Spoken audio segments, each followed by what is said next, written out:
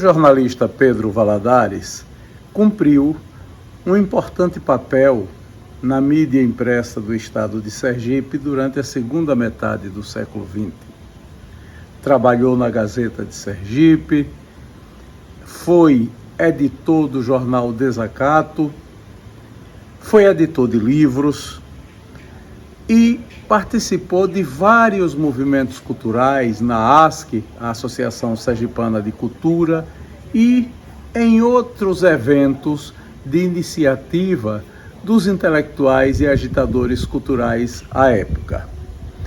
Neste vídeo de memórias, Pedro Valadares nos conta do seu núcleo familiar, um grupo de Valadares, esta importante família sergipana, liderado por um servidor público, o seu pai, que viveu em Aracaju, no bairro industrial. Aqui, Valadares nos fala da sua infância, da adolescência e da juventude no bairro industrial, em Aracaju, nos fala das suas experiências na escola, no grupo escolar José Augusto Ferraz, também no bairro industrial, e na Escola Industrial de Aracaju, depois Escola Técnica Federal de Sergipe, e também nos conta de coisas inusitadas da sua adolescência, como os anos em que foi escoteiro. Vamos acompanhar este vídeo de memórias do jornalista Pedro Valadares, que pela sua ação contundente na mídia impressa do século XX em Aracaju, ganhou o apelido de Boca do Inferno. Pedro Silva Carlos Valadares, 9/10/1948, em Aracaju. José Carlos Valadares e Luzia Silva Valadares. Nome completo: Antônio Carlos Almeida e Maria Almeida. Ana e Pedro. Meus pais eram Simão Dias, em Tobias Barreto, quer dizer, aquela região Tobias Barreto, Riachão do Dantas, do interior ali, de um povoado chamado, se não me engano, Curral dos Bois, qualquer coisa assim.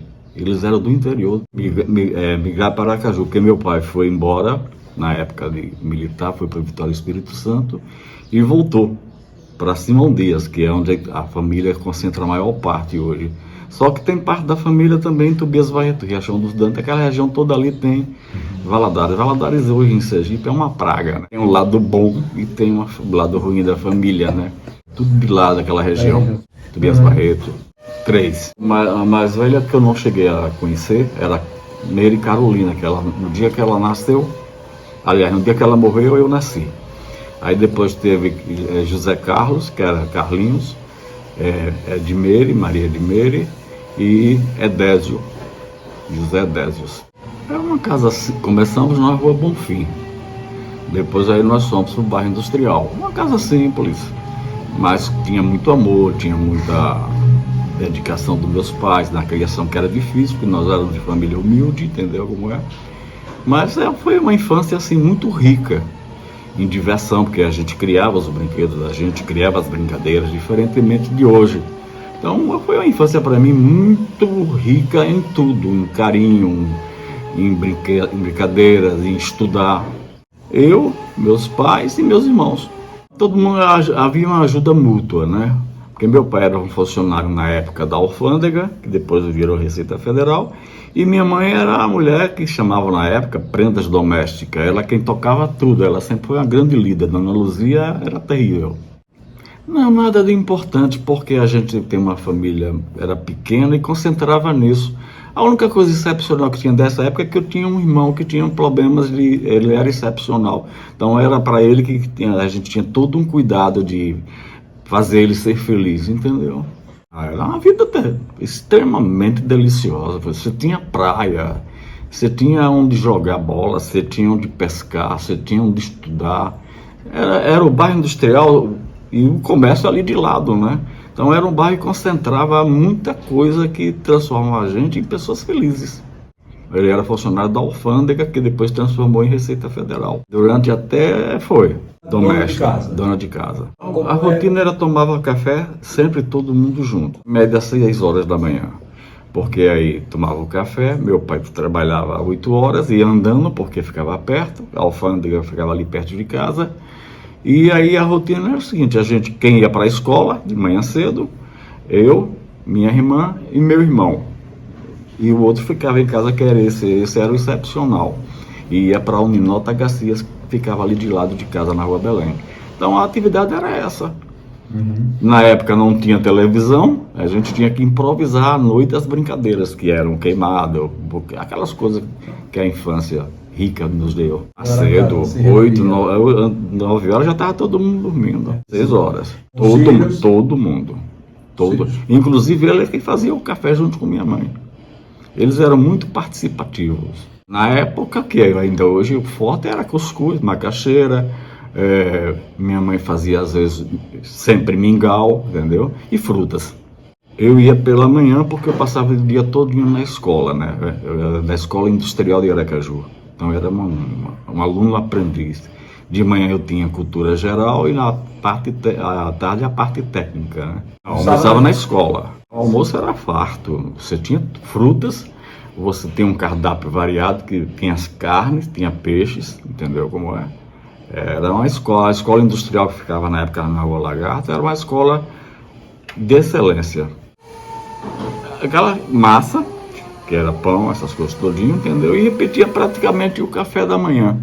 E às vezes tem a história da sopa, né? Porque sempre teve sopa tradicional, aquela sopa de feijão com macarrão, isso é tradicional. Não, era dividido. Agora a responsabilidade maior era de minha mãe, porque era quem tocava a casa, né? Mas era tudo dividido entre os dois. Minha mãe era terrível. Ela queria o melhor da gente, né? Um cara lutador, pacato, entendeu? Vindo de uma família enorme, de mais de 20 irmãos, de 2 casamentos que meu avô teve, entendeu como é? Sempre foi um cara voltado para a família e servia aos outros. A minha família tinha essa história de servir aos outros, mais do que podia até. A minha mãe era uma mulher de fibra, lutadora, entendeu? Determinada no que queria e conseguiu educar os filhos, né? A lógica é Dona Luzia. Tranquilos, excetuando o excepcional, Carlinhos, que é que dava trabalho maior, todos tranquilos, minha irmã tranquilo, meu irmão Edésio também tranquilo, entendeu? Sem problema nenhum. Nós nunca tivemos uma família com problemas não, porque era pobre, mas era uma coisa ajustada. Também não tinha essas influências negativas que se tem hoje, né? Então ficava mais fácil educar. Carlinhos, Edmeire e Edésio. Sou mais velho de todos. Sou mais velho. Agora, antes de mim, tinha a minha irmã, Meire Carolina, que morreu no dia que eu nasci. Só eu e minha irmã, Edmeire. Uma tia que ainda hoje está viva, graças a Deus, que é a tia Dida. Mora em Aracaju. Meu pai queria que eu fosse um técnico industrial e fez isso. E eu só entrei no jornalismo por um acaso. Até hoje eu quero saber quem foi o canalha que me levou. Se eu continuasse técnico industrial, eu seria presidente antes de Lula, que eu era torneiro mecânico, era só quebrar o dedo. Não, aí porque não era uma escola no fundo da casa da gente, lá na Rua do Bonfim, da escola Dona Pureza. E eu não tenho boa lembrança não, porque eu era muito traquino da reguada que eu tomei. Aí cismei com ela, e depois eu me lembro, em 55, quando eu fui para o Grupo Ferraz, no bairro industrial, foi quando saímos da Rua Bonfim para a Rua Belém, o Grupo Ferraz. Depois um educandário vizinho, que era o educandário Senhor do Bonfim, entendeu? Aí foi quando eu fui para a escola industrial. Não, foi Senhor do Bonfim, que foi um estágio, quando eu cheguei lá, que eu fiquei mal um ano, lá no grupo, porque é adaptação, né? Meu pai colocou lá. Também só foi um ano lá. Dona Pureza. Foi ela e a outra Pureza, coincidência do Grupo Ferraz era a professora Valdice e tinha uma outra, a professora Marlene, e a diretora que era uma figura incrível, agora esqueci o nome, Terezinha. Português e História, sempre gostei dos dois. Matemática eu sempre fui avesso, muito. Não, mas porque quando eu cheguei na escola, eu tô falando, a gente estava no primário e no médio, mudei de opinião, porque lá exigia isso, porque eu fui um cara que eu gostava muito de mecânica de máquinas, torneira mecânica de automóvel, que a escola dava um leque de opções para você escolher o que você queria mais tarde. Aí foi quando eu decidi pro torneiro mecânico. Colega, assim, eu diria a você hoje que eu só teve um que ainda hoje eu tenho uma boa memória dele, mas que morreu, que foi Rubens. Mas assim, nenhuma, porque a infância você não fica muito apegado, porque não tem uma convivência, você muda sempre, né? De escola só tenho esse. Grande, né? Primeiro você vai para uma escola, né?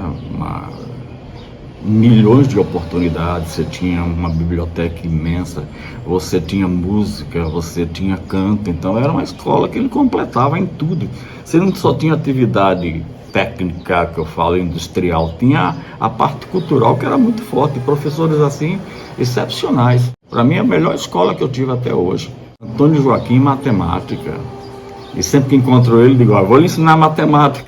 Professora Branca de inglês e a excepcional Zamor Melo de português. E tia do Marcos Cardoso, Áurea Zamor. Aí tinha mais professores, professora Candoca, que era canto orfeônico, professor Cassimiro. Cassimiro ensinava tipografia, você não acredita, depois Cassimiro virou médico. Na época, lá na parte de tipografia, que a gente chamava, tinha ele, Gilson Hollenberg, Bandinha, todos eles eram professores de artes, que chamavam na época artes gráficas. Então, era um time que você lembra, Zé Eugênio, entendeu? Figuras notáveis. Mas quando eu gostava como falei você, de português e gostava de história. E aí você tem aquela coisa que você fazia, chamada conhecimentos gerais. Mas o que eu mais gostava mesmo era a parte da cultura técnica. Eu adorava quando eu ficava de frente ao torno, dar vida a um vergalhão que te entrega e você transforma aquilo numa peça. Era uma coisa assim que me fascinava. Lembro, eu tenho bons colegas, bons amigos de lá. Irã, que é o pai de... o nome dele, rapaz, Irã, pai desse Anderson, que é delegado hoje, o Anderson, né? Pai dele, que era o cara que eu tinha mais afinidade com ele. Vigílio, que esse é um cara que eu gostaria de encontrar, que era um figuraça, entendeu? Essa tem a convivência muito pouca, né? José Carlos Simões, que foi policial, o próprio Dirani, que foi também policial.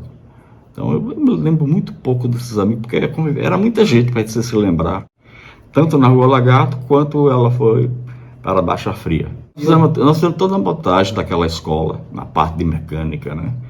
Aí você tinha professores como Claudino, professor Alberto, Xavier, Manuel Xavier,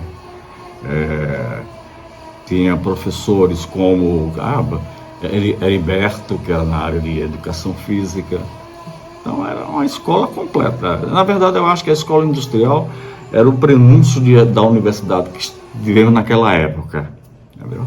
Sempre tive. Fui de poucos. Aí esses amigos você ainda preserva hoje, amigos de 50 anos, de 60 anos atrás, entendeu? E montar uma oficina para fazer trabalhos na área de mecânica de máquina e fazer também um trabalho na área de tornearia mecânica, que a Petrobras estava chegando a Sergipe. Então você teria um mercado completamente aberto. O problema é que eu também não enxergava, não. E não enxergava jornalismo, principalmente. Nunca imaginei jogar bola e pescar, que é o que a gente tinha. Quando tinha tempo, né? Para passar o tempo. Geralmente isso era no final de semana e na praia industrial e no próprio mangue ali que tinha de lado. E às vezes a gente ia para o Morro do Urubu, que era uma floresta que você tinha com muito pé de frutas. A gente passava grande parte do tempo ali, no finais de semana. Não. Péssimo.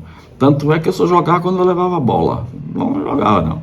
Não, o escotismo caiu na história da gente porque tinha o Clube do Trabalhador. Eu fui levado por um amigo meu que morreu recentemente, Antônio Bernardo, que era professor.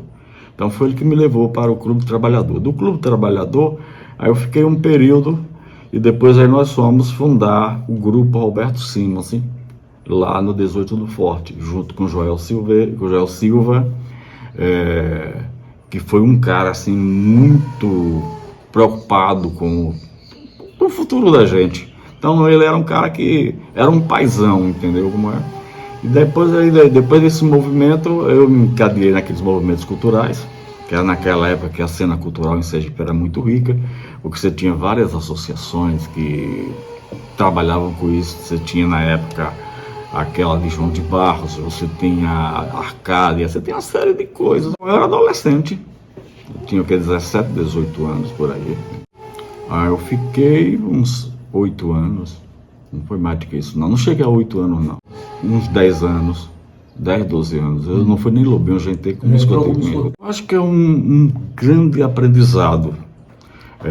Há um preconceito, existe, que eu acho isso uma estupidez, porque ele abre para você uma série de leques de oportunidade, entre outras coisas, aprender a vida. Lhe protege, entendeu como é, e dá um conhecimento, por exemplo, que eu achava fundamental, que eram os acampamentos, que mostrava o campo, mostrava a atividade e o que você devia fazer para ser feliz. A natureza em si, isso eu acho que era um grande aprendizado, além daquela formação que você tinha técnica e cultural dentro do próprio grupo. Você foi e sabe como é que funciona isso. Você tinha na época vários grupos, você tinha pelo menos aqui uns 8 grupos de escoteiros, inclusive no interior do estado, se não me engano, tinha, entendeu como é? Você tinha aqui em Aracaju do SESI, tinha Roberto Sims, tinha o Senac, tinha o 18 Forte, que era o teu, né? Tinha um monte, Murilo Braga. Então você tinha uma série de pessoas preocupadas em dar um caminho para a juventude, e foi o que aconteceu. Mas tem gente assim que eu acho, não sei se ainda está vivo, mas Joel Silva foi um dos grandes, Walter, chefe Adalberto, que eram grupos, de outros grupos, não era do meu grupo, entendeu? Como é? Para mim foram figuras importantes, tanto no trabalho que eles faziam, eles tinham um trabalho de comunitário que era impressionante, desde construir casa, fazer campanhas para doações de alimento, utensílio, essas coisas todas. Então tinha uma história, era um clube social, que preocupava com o social das pessoas mais humildes. O grupo era Walter Franco. Edirani, me lembro de Edirani, Zé dos Anjos, foi escoteiro. Gilson. Não, é porque eu não sei se estão vivos, estou falando assim de pessoas que ainda estão vivas, as mortas eu não lembro. Porque você perde o contato, são coisas de 60 anos atrás.